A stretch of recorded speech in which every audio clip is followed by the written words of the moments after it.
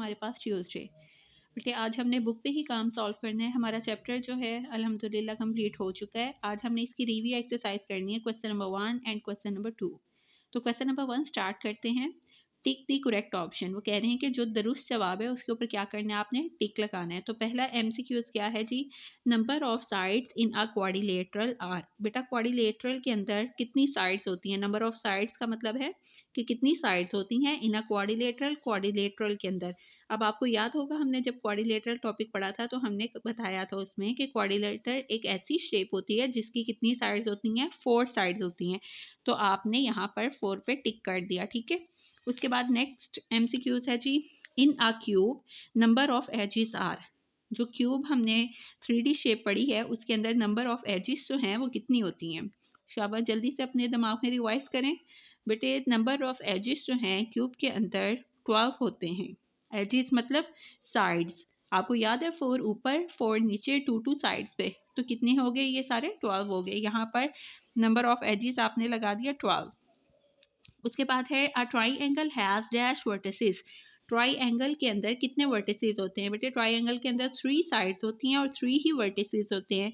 तो यहाँ पर आपने 3 पे टिक लगा देना है, ठीक है। फोर्थ एमसीक्यूज है जी, गिवन फिगर इज डैश। वो कह रहे हैं ये जो तस्वीर दी गई है ये कौन सी है?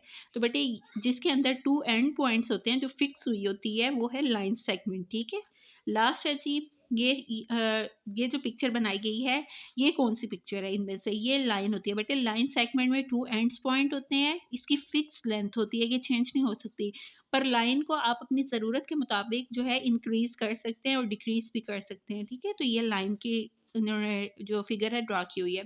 उसके बाद क्वेश्चन नंबर 2 पे आ जाए जी, fill in the blanks. Blanks को फिल करना है। पहली फिल इन दी ब्लैंक क्या है? Line of symmetry divide any shape into dash equal parts. आपको याद है अभी हमने 2 जनवरी को ही सिमेट्री जो है वो पढ़ी थी।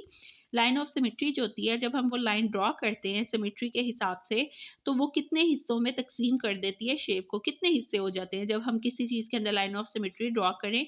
तो बेटा वो एक शेप को 2 हिस्सों में डिवाइड कर देती है, ठीक है। जैसे फॉर एग्जांपल मैंने आपको वो एप्पल वाली एग्जांपल बताई थी, जब हम उसको हाफ करते हैं तो वो 2 हिस्से हो जाते हैं ना। इसी तरह बेटे तो यहाँ पर आपका ऑप्शन आ गया जी 2, ठीक है। 2 पार्ट्स में उसको डिवाइड कर देती है। अगला है जी, line segment has dash end point.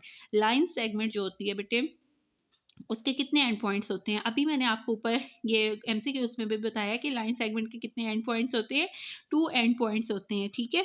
तो यहाँ पर हमने 2 लिख दिया। उसके बाद है a square shape has dash sides and dash vertices. Square, square याद है आपको? वो कह रहे हैं उस शेप के कितनी साइड्स और कितनी वर्टिसेस होते हैं? बेटे स्क्वायर के अंदर 4 साइड्स और 4 ही वर्टिसेस होते हैं, ठीक है। 4 साइड्स 4 वर्टिसेस। आगे है जी, the sum of all sides of any close shape is equal to dash. The sum of all sides, sides की वैल्यूज को जब आप प्लस करते हैं तो वो क्या होता है? किसी भी शेप का क्या फाइंड करना होता है? तो ये आप क्या आंसर इधर देंगे बेटे? जब हम साइड्स की वैल्यूज को प्लस करते हैं तो वो असल में हम क्या फाइंड कर रहे होते हैं? हम उस शेप का पेरीमीटर फाइंड कर रहे होते हैं, ठीक है। इसका जवाब आ गया जी पेरीमीटर। और लास्ट है पेरीमीटर ऑफ रेक्टेंगल का फॉर्मूला लिखना है। आपको याद है कि रेक्टेंगल के अंदर 2 जो है उसकी लेंथ होती है, 2 और उसकी विड्थ होती है। तो हमने क्या फॉर्मूला पढ़ा था? लेंथ प्लस विड्थ, ठीक है। ये इसका आंसर है। चलो शाबाश, जल्दी से मेरा बेटा अपनी जो आपकी बुक है इसको ओपन करें, इस पर डेट और डे लगाएं और ये दोनों क्वेश्चन जो है वो कंप्लीट नोट करें, ठीक है। डेट लास्ट में मेंशन कीजिएगा बेटा। इसके अलावा बेटा इंशाल्लाह अगर फ़र्ज़ करें स्कूल ओपन हो जाते हैं इंशाल्लाह, तो आप लोगों ने अपना जो प्रैक्टिस रजिस्टर है जिस पे आप लोगों ने साथ में रिवीजन की है, अपने रोज़ के काम की प्रैक्टिस की है, वो लाजमी अपने बैग में रखना है, ठीक है। और अगर कोई भी आपको डिफ़िकल्टी है, आपको कुछ नहीं समझ आया आज के काम में से, तो आपने लाज़मी मुझसे पूछना है। और बेटा प्लीज़ अपना ओके का मैसेज लाज़मी किया करें। चाहे आप लोगों ने देखिए आपने जब काम देख लिया है तो आपके तक काम पहुँच गया है ना, तो आप ओके का मैसेज किया करें। फिर ही तो मुझे पता चलेगा ना कि मेरी गर्ल्स कितनी बाकायदगी से काम कर रही हैं, ठीक है। सब अपना बहुत ख़्याल रखिएगा। अल्लाह हाफ़िज़।